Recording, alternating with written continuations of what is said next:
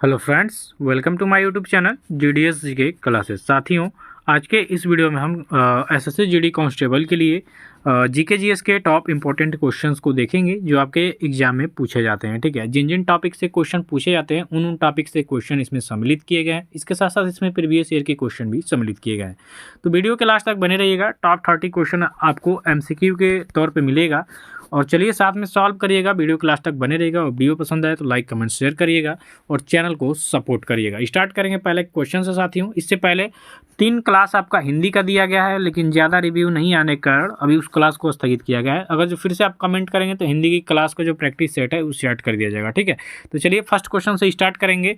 कन्नौज की लड़ाई किस वर्ष लड़ी गई थी? अब कन्नौज की लड़ाई की बात करेंगे तो किसके किसके बीच हुआ था, सबसे पहले ये समझिए। ये हुआ था हुमायूं के बीच और शेरशाह सूरी के बीच में। ठीक है, किसके किसके बीच में हुआ था? शेरशाह सूरी और हुमायूं के बीच में, जिसमें जो शेरशाह सूरी था ये विजयी हुआ था और हुमायूं हार गया था और यहाँ से ये भाग गया था। कहाँ पे? अफगानिस्तान है। ठीक है, तो याद रखिएगा ऑप्शन नंबर ए इस क्वेश्चन का राइट आंसर हो जाएगा 1540। ठीक है, चलिए नेक्स्ट क्वेश्चन की बात करेंगे। भारत की पहली मूक फिल्म कौन थी? मूक मतलब नहीं जो बोलती फिल्म है वो नहीं है, बोलती इसमें बंद रहेगी। ठीक है, तो मूक फिल्म मतलब बोलना नहीं है, बस इशारों से ही अभिनय किया गया था। तो वो फिल्म थी राजा हरिश्चंद्र। ऑप्शन नंबर बी इस क्वेश्चन का राइट आंसर यहाँ पे हो जाएगा आपका कि भारत की पहली मूक फिल्म कौन थी? तो राजा हरिश्चंद्र थे। ठीक है, तो ऑप्शन नंबर यहाँ पे आपका बी करेक्ट आंसर हो जाएगा। इसके बाद आपका नेक्स्ट क्वेश्चन है, तेरहताली होता है किस राज्य का लोक नृत्य है? तो तेरहताली की बात कर लेंगे तो तेरहताली जो लोक नृत्य साथियों, देखिए फॉल्क डांस से क्वेश्चन आपके एग्जाम में काफ़ी ज़्यादा देखने को मिलेगा। एसएससी के किसी भी एग्जाम में, जीडी का हो, CHSL का हो, CGL का हो, MTS का हो, इसमें सब में ये लोक नृत्य से क्वेश्चन आते हैं। और इसका राइट आंसर आपका हो जाएगा राजस्थान की तेरहताली जो लोक नृत्य है इसका जो होता है ये आपके राजस्थान में होता है। नेक्स्ट क्वेश्चन की बात करेंगे कि निखिल बनर्जी का संबंध आपके किस वाद्य यंत्र से हो जाएगा? तो निखिल बनर्जी की बात करेंगे तो निखिल बनर्जी का संबंध यहाँ पे हो जाएगा आपका सितार से। ठीक है, सितार वादक हैं कौन? निखिल बनर्जी। तो ऑप्शन नंबर यहाँ पे आपका डी करेक्ट हो जाएगा कि निखिल बनर्जी का संबंध होगा सितार से। तो यहाँ पे आपका डी ऑप्शन करेक्ट हो जाएगा। नेक्स्ट क्वेश्चन की बात करेंगे, भारतीय समुद्र विज्ञान संस्थान आपका कहाँ पर स्थित है साथियों? तो भारतीय समुद्र विज्ञान संस्थान, इसकी अगर जो हम बात करते हैं तो भारतीय समुद्र विज्ञान संस्थान हो जाएगा आपके पणजी में। देखिए पणजी की बात कर लेंगे तो ये आपके गोवा की राजधानी है पणजी और यहीं पे आपका भारतीय समुद्र विज्ञान संस्थान स्थित है। तो इस तरह से ऑप्शन नंबर है इसका राइट आंसर हो जाएगा। ठीक है, चलिए देखिए भाई, राज्य और राजधानियों से भी क्वेश्चन आपके एग्जाम में आएंगे तो इतना याद करते चलेंगे। ठीक है, चलिए अगले क्वेश्चन की बात कर लेंगे कि कोलकाता के राजभवन में प्रतिष्ठित सिंहासन कक्ष का नाम बदलकर किसके नाम पर रखा गया है? तो प्रतिष्ठित जो सिंहासन कक्ष है ये नाम बदल के किया गया है किसके नाम पे? तो सरदार वल्लभ भाई पटेल के नाम पे। ऑप्शन नंबर यहाँ पे बी आपका करेक्ट हो जाएगा। नेक्स्ट है, आवारा कुत्तों की नसबंदी करने वाला दुनिया का पहला देश कौन बना है? तो आवारा कुत्तों की नसबंदी करने वाला दुनिया का पहला देश है आपका भूटान। ऑप्शन नंबर सी इस क्वेश्चन का राइट आंसर हो जाएगा। नेक्स्ट क्वेश्चन की बात करेंगे कि भारतीय संविधान की जो संशोधन प्रक्रिया है किस देश के संविधान से प्रभावित है?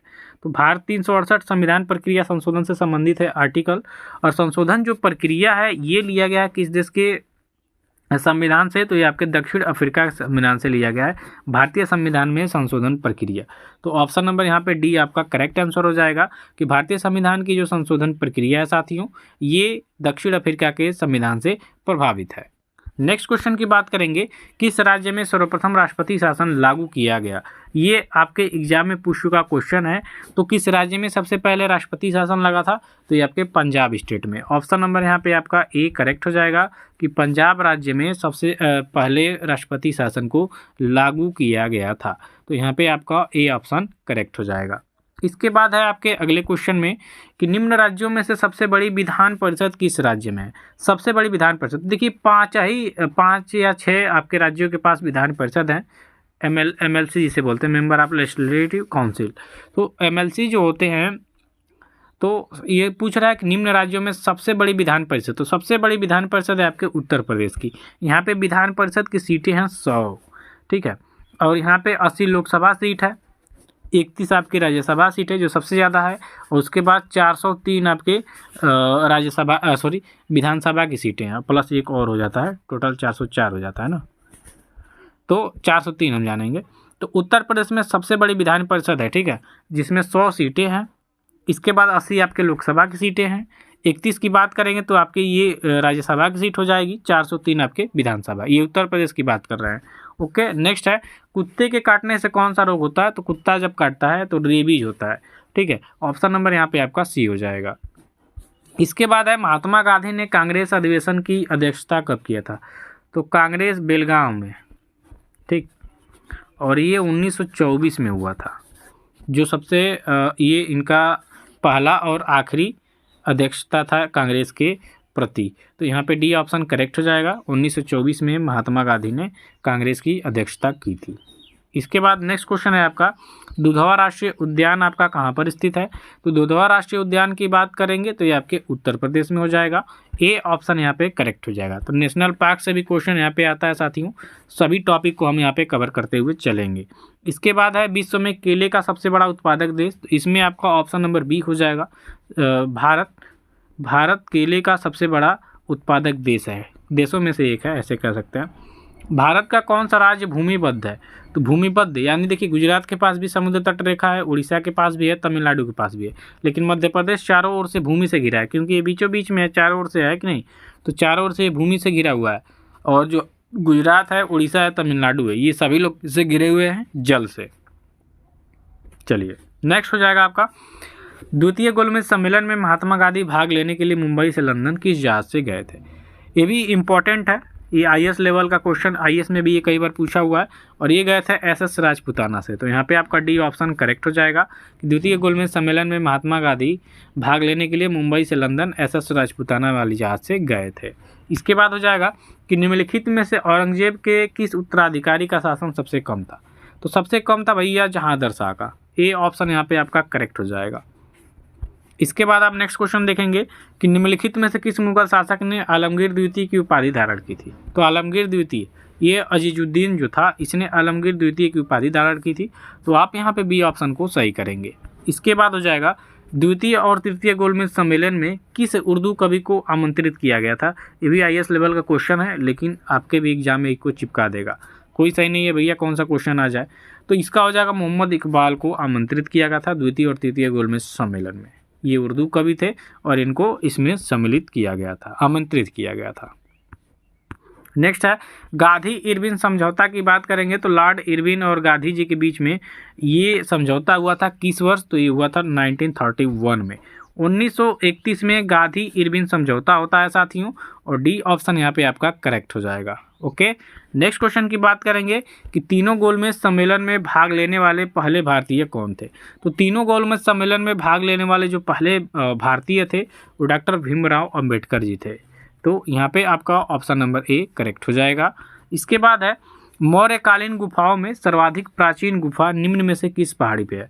तो मौर्यकालीन गुफाओं में सर्वाधिक प्राचीन गुफा की बात करेंगे तो बारबर की पहाड़ियाँ जो हैं इसमें हो जाएगा। तो ऑप्शन नंबर आपका बी करेक्ट हो जाएगा यहाँ पे। इसके बाद हो जाएगा ज्ञान प्राप्ति से पूर्व महावीर स्वामी का नाम क्या था? तो ज्ञान प्राप्ति से पूर्व महावीर स्वामी की जो बात करेंगे नाम का, तो जब ज्ञान का प्राप्ति हुआ तो ये जीन कहलाए। जीन मतलब जैन धर्म क्या होता है? ज्ञान प्राप्ति, ठीक, ये आपका हो गया। तो ज्ञान प्राप्ति से पहले जो महावीर स्वामी का नाम था वो नाम था आपका वर्धमान। तो यहाँ पे आपका सी ऑप्शन करेक्ट हो जाएगा, वर्धमान। ओके, नेक्स्ट क्वेश्चन देखिए, अंतर्राष्ट्रीय महिला दिवस आपका कब मनाया जाता है? अंतर्राष्ट्रीय महिला दिवस आपका प्रत्येक वर्ष की बात करेंगे तो प्रत्येक वर्ष 8 मार्च को मनाया जाता है, और ये इसलिए इम्पोर्टेंट है क्योंकि ये लगभग सभी एग्जामों में ये क्वेश्चन आ चुका है, अंतर्राष्ट्रीय महिला दिवस। तो ये आप याद रखेंगे, 8 मार्च को प्रतिवर्ष मनाया जाता है। नेक्स्ट है विश्व पर्यावरण दिवस कब मनाया जाता है? तो ये भी लगभग आपके सभी एग्जामों में पूछ चुका है, और ये आपका मनाया जाता है 5 जून को। तो ये ऑप्शन यहाँ पे आपका करेक्ट हो जाएगा कि 5 जून को विश्व पर्यावरण दिवस मनाया जाता है। नेक्स्ट क्वेश्चन की बात कर लेंगे, अब नए में ये आ रहा है विश्व वानिकी दिवस कब मनाया जाता है? तो तो विश्व वानिकी दिवस की बात कर लेंगे साथियों, तो ये मनाया जाता है 21 मार्च को। आपका बी ऑप्शन करेक्ट हो जाएगा कि 21 मार्च को विश्व वानिकी दिवस मनाया जाता है। इसके बाद नेक्स्ट क्वेश्चन है, भारत का कौन सा राज्य जिप्सम का सर्वाधिक उत्पादन करता है। अब यहाँ पे जिप्सम की बात हो रही है, तो जिप्सम सर्वाधिक उत्पादित करता है आपका जो राजस्थान स्टेट है, तो यहाँ पे आपका सी ऑप्शन करेक्ट हो जाएगा। नेक्स्ट है, इनमें से कौन सा पुरस्कार केवल संगीत से संबंधित है साथियों, तो संगीत से केवल है ग्रैमी पुरस्कार, तो यहाँ पे आपका डी ऑप्शन करेक्ट हो जाएगा कि इसमें केवल संगीत से हो जाएगा आपका ग्रैमी। ओके, नेक्स्ट हो जाएगा, गांधी जी दक्षिण अफ्रीका में कितने वर्ष तक रहे थे, तो ये रहे थे आपके 21 वर्ष तक। ऑप्शन नंबर ए इस क्वेश्चन का राइट आंसर हो जाएगा कि महात्मा गांधी आपके दक्षिण अफ्रीका में 21 वर्ष रहे थे। निम्नलिखित में से किसने द प्रेगनेंसी बाइबल पुस्तक लिखी है, तो प्रेगनेंसी द बाइबल पुस्तक लिखा गया है करीना कपूर के द्वारा, तो आप यहाँ पे बी ऑप्शन को करेक्ट करेंगे।